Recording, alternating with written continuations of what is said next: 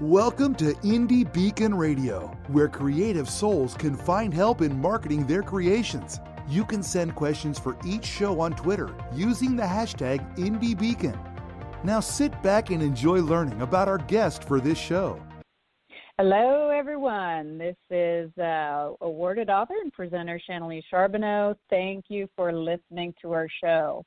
I'm so very excited to announce another award-winning and best-selling author by the name of Kevin-Tomlinson. Kevin, welcome to the show. Hi, thanks for having me on. Absolutely, absolutely.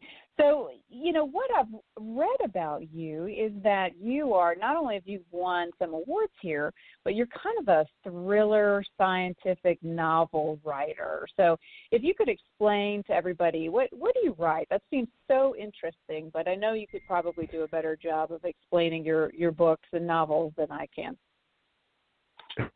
Maybe not. So I kind of started my author life writing science fiction and fantasy, and I did that for quite a while, and I did pretty okay with it. That was always sort of my first love. It was the thing that drew me to writing and storytelling. And then I had a writing partner, someone I had co-authored a couple of books with. We were appearing on a podcast together, and he dared me on air to write in his genre, which was thrillers. And I wrote my first thriller, the Quello Medallion, as kind of a tongue-in-cheek almost. Just not I wouldn't have called it a serious effort at the time, although I went back and made sure it was much more of a serious effort later. But that book ended up doing very well. It ended up becoming a bestseller and ended up hitting a couple lists and winning some awards. And so suddenly I found myself as a thriller writer. And so now I write, the series I write primarily now is an archeological thriller series. Main character's name is Dan Kotler, and it does well. People love it, and I love writing them. I don't intend to stop anytime soon. So the one book that definitely draws my attention is this Mayan mystery. So anybody who has any interest in archaeology and all that, can you give a little excerpt of this book about the Mayan? It's the girl that was found in the Mayan ruin. Is that it? Yeah, in the Mayan the tomb. Girl in the Mayan tomb. Yeah, and that's a kind of play on the. For a while now, that sort of title has been popular. The Girl on the Train, the Girl with the Dragon Tattoo. So I thought I'd play around with that. Yeah, this was more like, this is the most recent book, and it follows our characters.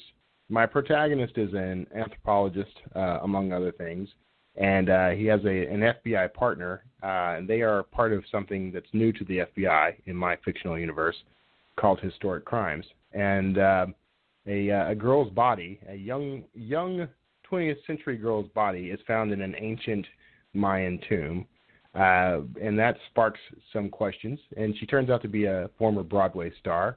So they want to investigate this on the merits of it being a murder.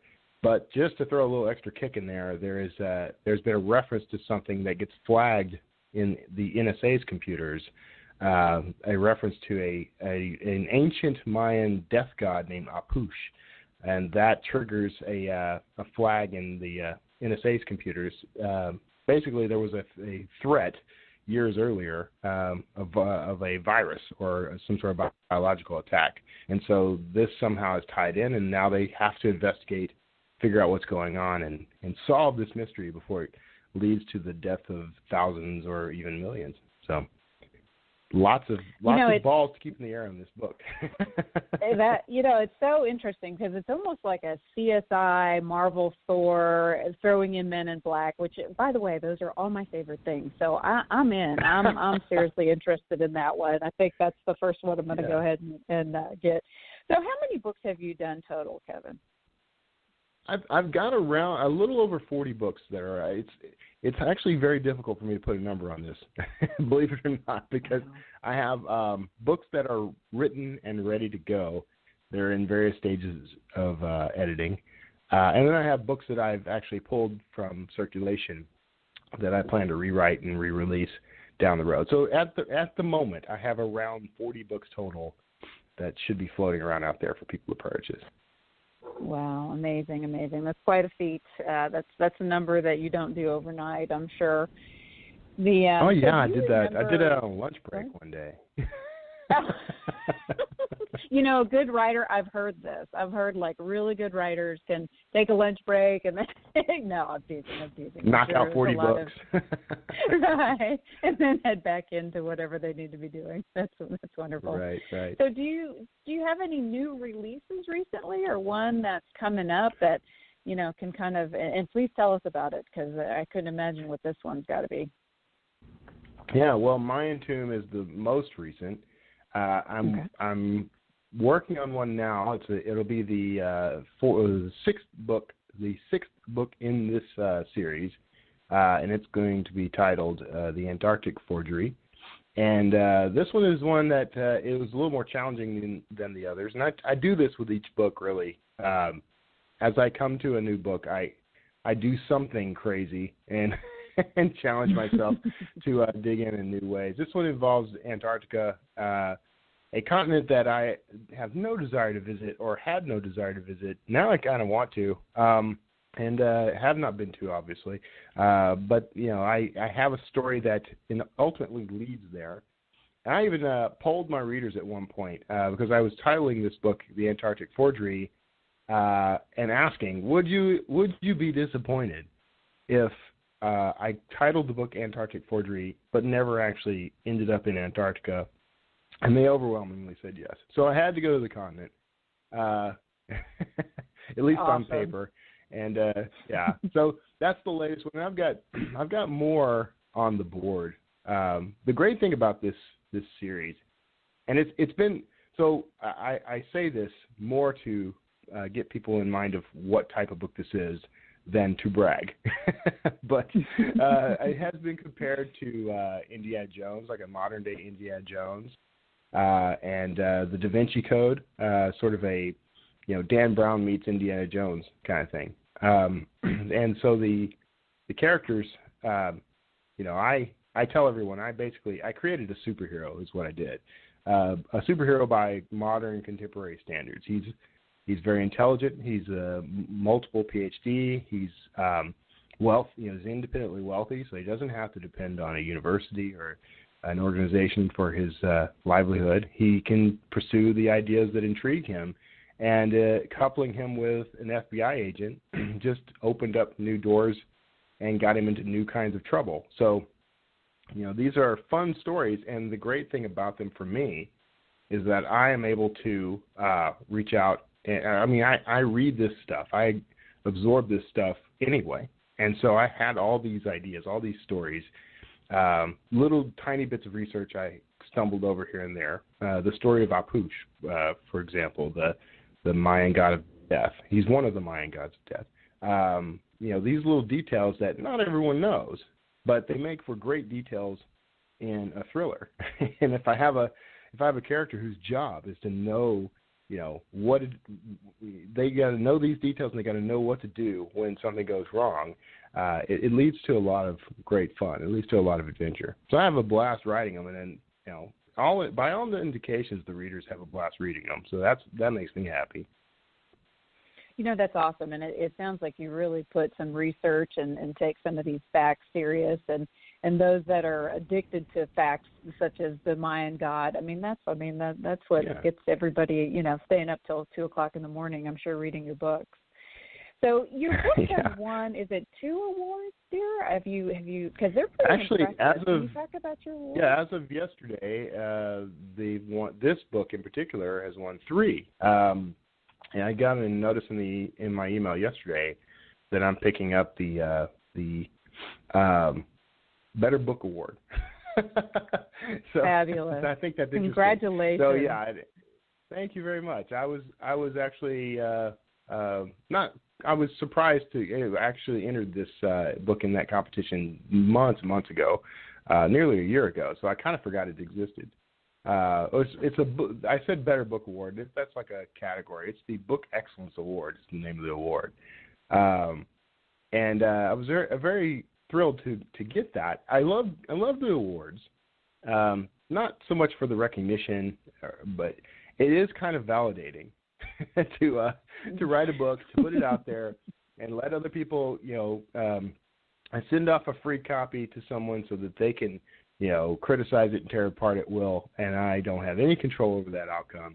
But for them to come back and say, we like it, here's a little certificate, here's a medallion. I got some really nice little bronze medallions, that I've picked up for these books over the years. So it's good fun actually to enter them into these contests and to be validated by even just placing, even just getting in a honorable mention or something. It's very validating. Absolutely. And you have won an honorable mention. Can you talk a little bit about that? I did get an honorable mention for some sci-fi that I wrote for the Writers of the Future competition. And this is a pretty stiff competition. It would have been fantastic to win, but I was actually quite thrilled to get an honorable mention. And that puts me in a top 100 list. I mean, that out of the thousands of authors who entered work into that competition, to be among the top 100. So not as impressive as flat out winning, but I don't mind. It's kind of, it comes with its own perks, and you get some mentions in their publications and things like that. And they've invited me back. In fact, I got an email from the guy that runs the competition asking if I was going to enter again. And I probably will, but I haven't written any new sci-fi lately, so that makes it a little tougher. And yeah. I don't know. I don't know if the thrillers could qualify as sci-fi in that vein or not, so I'll have to sniff around. And for those who have, either aspired to win these medals or not, it is a very, very difficult thing to accomplish. So, yes, honorable mention. Everybody wants the big gold medal, but, sometimes you realize just to even be mentioned and honored, that's pretty amazing. That's something that not many people can achieve. So don't ever downplay that one. That's pretty awesome. And the authors out there or the non-authors. Yeah, I don't downplay it. I do want I want people. I'm honest about it. It's it's an honorable mention, and those aren't always. Sometimes people don't think those are so great. I'm excited about them. I'm excited when I enter a competition that's that stiff, that has that many entries. And I forget Kevin. now. What's that?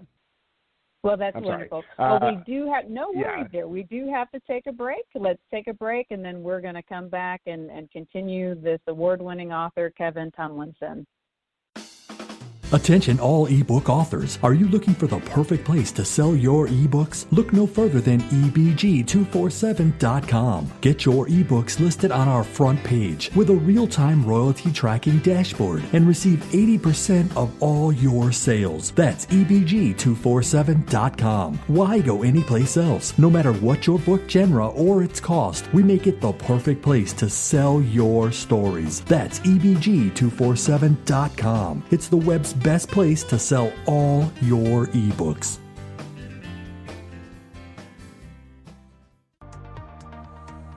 Jan Sykes has written a passionate love story that takes the reader on a journey from the Texas honky-tonks to prison and back again. Sheer determination and perseverance are the themes of this biographical fiction story. Nothing can destroy the love Luke Stone and Darlena Flowers share, not separation, poverty, illness, or even death. The books are available at your favorite bookstore or at books.txauthors.com. After his mother is murdered, teenager Scott Harold with feisty new girlfriend Jessie uncover an illegitimate past that leads them to the Oval Office. Will they reach the president before the killer gets to them? Identity Check, a thriller by author Rich Allen, available in print or Kindle at Amazon.com. Well, hello there, my friends. My name is Randy James, independent voiceover producer in the Dallas, Texas area, available to write and record a 30-second commercial, much like the one you're hearing right now. It's a great way to help increase awareness and exposure to your book title. It's easy to do. Simply call me and we'll brainstorm on a few ideas, and in a few hours, I'll whip something up and send you a digital file ready to use. Remember, call or text me, Randy James, at 214-762-1942.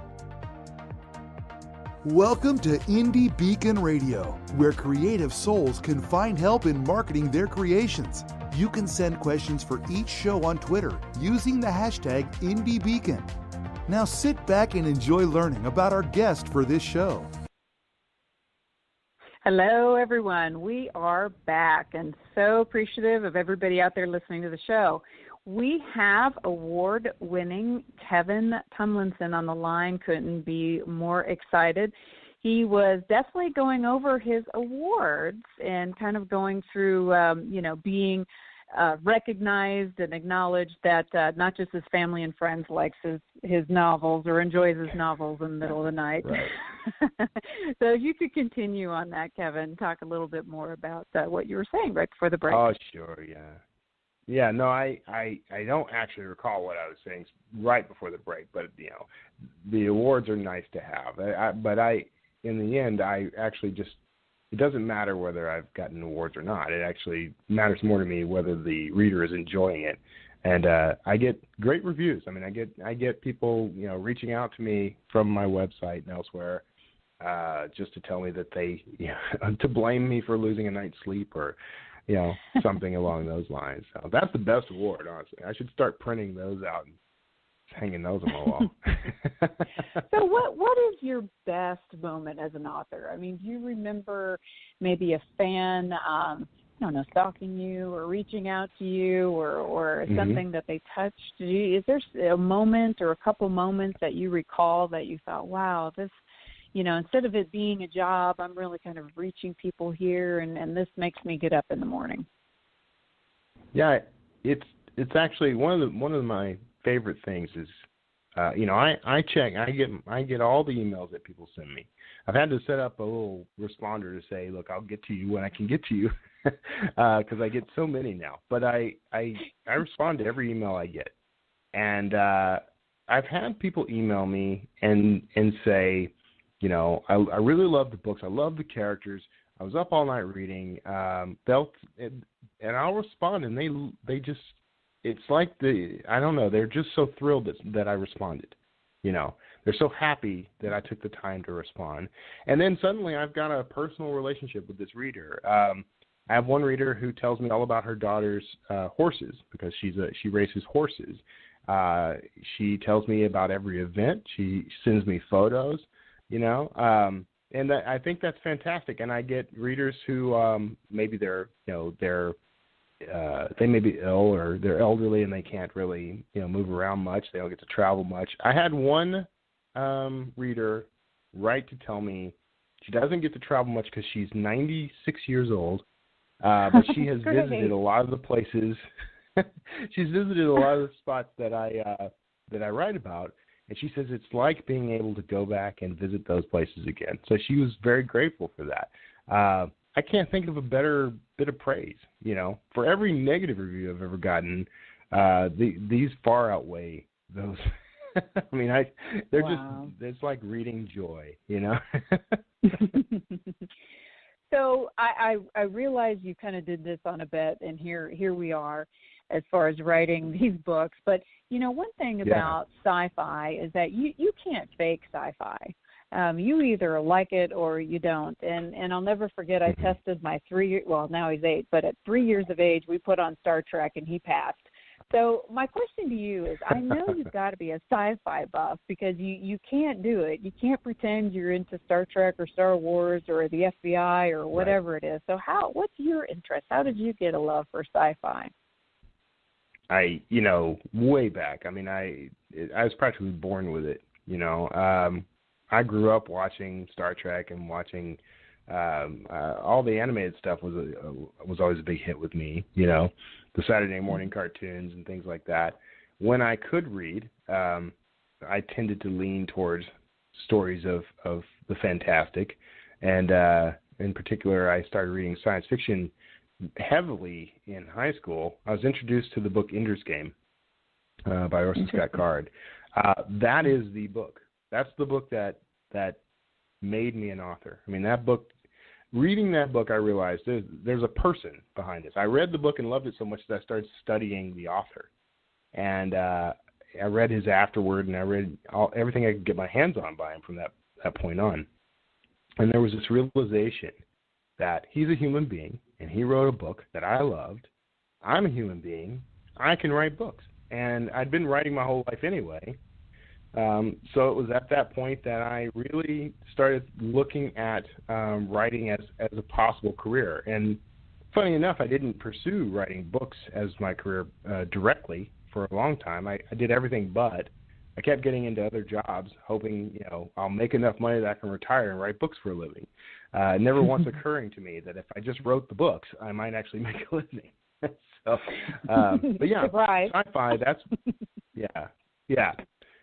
And then in terms of science fiction, Ender's Game was really the book that triggered it all for me. But I was always in love with Star Trek. Star Trek: Next Generation shaped me as a person as much as anything. And I've had a love for it my whole life. But I also love history. I love anthropology. I love psychology. I have a wide range of interests, and so now I get to write about all those things. Well, that's all good choices, and we'll never forget Jean-Luc Picard. I mean, he is just a god in the Star Trek world. That's right. So, if you could be one of your characters, is there a character there that you are? Functionally, aside from having the multiple PhDs and the great wealth, I functionally am Dan Kotler, my protagonist. He is very much based on me, at least as far as his eclectic interests, and his sort of sense of humor, and his resourcefulness. I consider myself very resourceful. I tinker with a lot of things. I can fix just about anything if you give me enough time and allow me to curse. But I kind of, that character is the one I identify with most, and then sort of Roland Denzel, the FBI agent, is kind of another aspect of my personality. He's more of a rule follower, and I'm not. So Dan Kotler is very much my literary clone, I will say. And I'm working on the wealth part.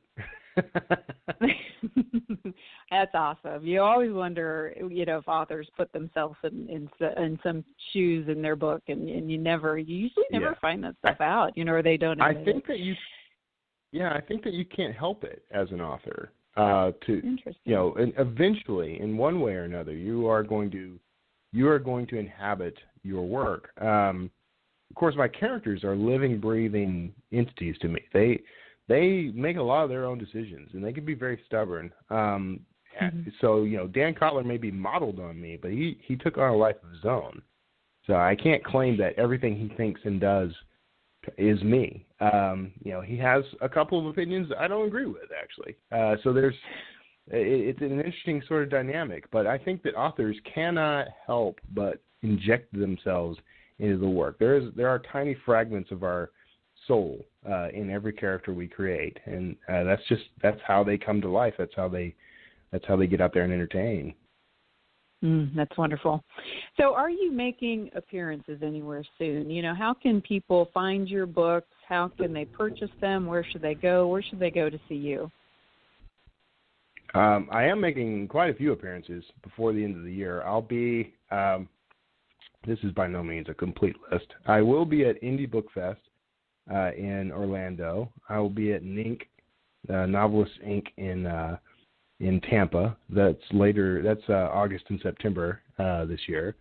And I know I have others between now and then. I just have to check a calendar and make sure where I'm supposed to be. I'll be at the Oklahoma City Red Sneakers Author Conference. And I believe all of these, well, possibly not NINC, but I believe all of these actually have a sort of author meet and greet day where people can come in and get books signed and that sort of thing. As far as where to find me and my work, I mean, I am online everywhere. You cannot Google the name Kevin Tomlinson and not come across me. and I own all those names on social media. So I only know of one other Kevin Tumlinson, and that poor guy has no shot whatsoever at having a presence online because I own all of it. But if you go to kevin-tomlinson.com, that's where you'll find me. I have a podcast called the Wordslinger Podcast. It's primarily aimed at independent authors, but if you're interested in hearing authors talk about their work or hearing, entrepreneurs of any stripe talk about how they got where they are, it's a great show. And of course, all my books are on that site. They're available. You can go to Amazon and find them very easily. Just type my name in. But yeah, kevin-tomlinson.com is the best way to find anything and everything about me and everything that I do. That's wonderful. That's wonderful. And can they purchase the books online? I saw you can get a free copy of one of the books, which I think is excellent. Can you talk about that? Yes, you can get a free copy of the very first one, the one that started it all. It's called the Quello Medallion, or Coelho, some people say. Quello is named for. So here's the in joke. This is why the book, I considered it tongue in cheek at first. Okay. The book is named Quello Medallion. Quello is the last name of Paulo Coelho, who wrote the book The Alchemist, which is one of my favorite books.